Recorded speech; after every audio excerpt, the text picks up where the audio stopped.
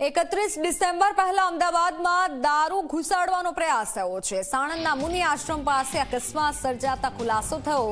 મુનિ આશ્રમ નજીક દારૂ ભરેલી ટ્રકે પલટી મારી છે।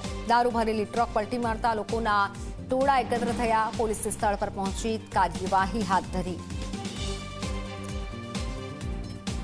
આપ જુઓ જે દ્રશ્ય સામે આવ્યા છે, દારૂ ભરેલી ટ્રક પલટી ગઈ છે। મુનિ આશ્રમ પાસે અકસ્માત થતા ખુલાસો થયો છે। 31 ડિસેમ્બર નજીક છે અને ત્યારે આખી દારૂ ભરેલી ટ્રક ઝડપાઈ છે। સાણંદમાં મુનિ આશ્રમ અને આશા કિરણ સ્કૂલ પાસે દારૂ ભરેલી ગાડી પલટી મારવાની ઘટના બની છે। એ ઘટના બનતા સ્થાનિકોએ અહીંયા લૂંટ ચલાવી હતી દારૂની, જેની જાણ થતાં પોલીસ સ્થળ ઉપર પહોંચી અને એ બાદની આ કાર્યવાહી એ જોઈ શકાય છે કે જ્યાં પોલીસે એ ગાડી અને એ મુદ્દામાલ કબજે કર્યો છે। ચાલક ફરાર છે, જેની શોધખોળ ચાલુ છે।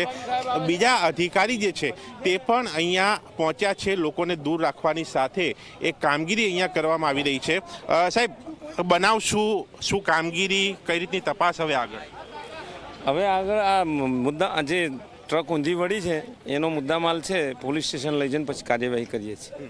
શરૂઆતમાં કોલ શું હતો, એ માહિતી શું મળી હતી પોલીસને? શરૂઆતમાં તો અમને ગાડી ઊંધી વળી છે એવા મેસેજ મળ્યા અને પછી અમારી પોલીસ ડિસ્ટાફને અમે બધા આવી ગયા। ચાલક પકડાયો છે કે નહીં? ચાલક પકડાયો નથી। લોકોએ લૂંટ પણ ચલાવી હતી દારૂ? ના એવું નથી। બીજી તપાસ શું થશે? કારણ કે ગાડી અહીંયાથી નીકળતી હતી 30 વર્ષ પહેલાની, આ દારૂ પકડાવાની વાત, ગાડી પલટી મારી એટલે પકડાઈ। આગળથી અમારા અધિકારી આવે છે એ તમને જવાબ આપશે। ઓકે, બીજી તપાસ કઈ રીતની થશે? આ મુદ્દામાલ છે ને કબજે કરી અને આરોપી પકડવાની કાર્યવાહી આગળ કરશું।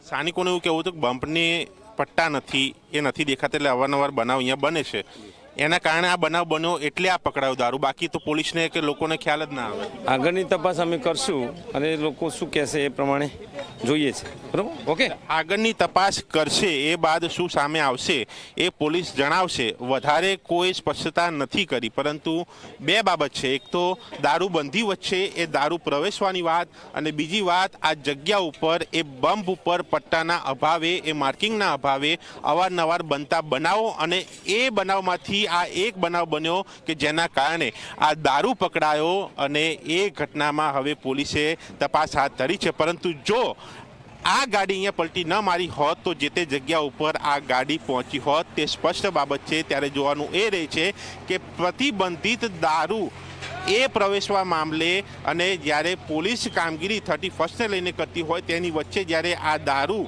અહીંયા મળ્યો છે ત્યારે તેમાં શું તપાસ થાય છે, કોણ પકડાય છે, કેવા ખુલાસા થાય છે। પરંતુ હાલ પોલીસની કામગીરી સામે પણ સવાલ છે કે આ દારૂ અહીંયા સુધી આવ્યો તો ક્યાંથી આવ્યો, આગળ પોલીસ શું કરતી હતી, અને એ મામલે પણ શું તપાસ થશે। કેમેરામેન તુષાર શાહ સાથે દર્શન રાવલજી, મીડિયા, સાણંદ, અમદાવાદ।